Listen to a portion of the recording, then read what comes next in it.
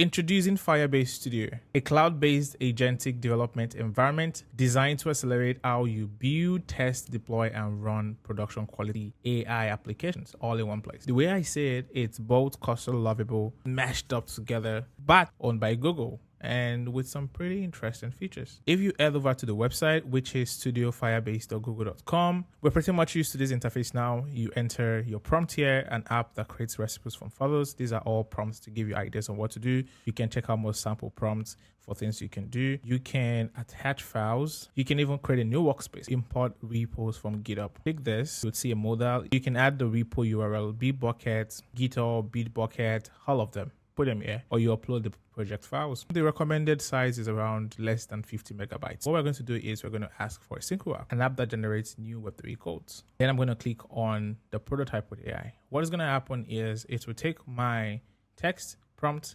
and I noticed it does something really cool. Before the app starts generating code, unlike Bolt and Vercel, it does a pre-implementation plan that you can see and edit. It gives you this sort of PRD documents that you can use to understand what exactly the requirement is, what exactly it has interpreted your prompt to be. You can edit that. Click on this, you fill that up, Web3 Wisdom. I'm going to call this Web3 image. So I've gone ahead to make some changes to the color. Here, left this as it is, and change name to Web3 image. Now I can click save. If I do not want to go do it manually, I could come over here and describe the changes I want to make. And it sort of like does the same thing. It just takes that and recalibrates the PRD.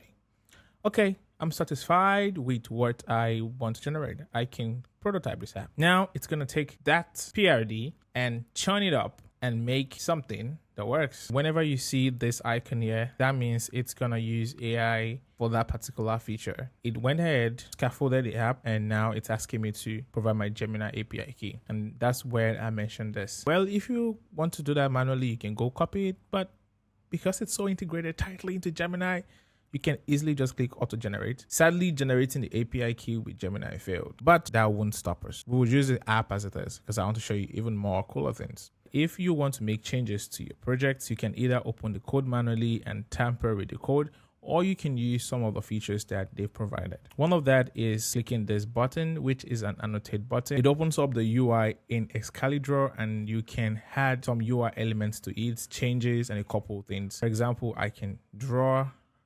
I can also add additional instructions, but let's just see what this does without any further changes. And that should take the image, send it over to Gemini, and if it works, oh, you can already see the diff view that this is likely to work. Okay, so it works. The button is there, but there's also one slight little mistake. You see, it's right there, but it's not in the color that's going to be visible. The same color as the background, white. Let's use the other method of fixing this to make this work. And the other one is you can click on this select button, and you can select the UI elements of the page. I'm gonna select this one and say, make this visible in light mode. Hit enter, and that is gonna take the context of that particular element and apply the changes to it. Okay, so that's the fails. Let's move on. The other button here is to create a preview link. You can copy a preview link to share with someone. You can also pop out this preview window to a separate window or separate tab. Another thing you can do is switch to code. You'll be able to see the actual code elements that make up the projects you just prompted. You can go on and make changes here if you prefer, or you can go back to the prototyper view, which is what this is called, where you can just prototype and keep changing with words. Or if you're technical, you can go in and start getting dirty with the code yourself. Once that is done, you can publish the code, which would happen. And to do that, you will need to instantiate a new Firebase project. You can go ahead and do this and all that. That's it. We'll see you in the next one. Cheers.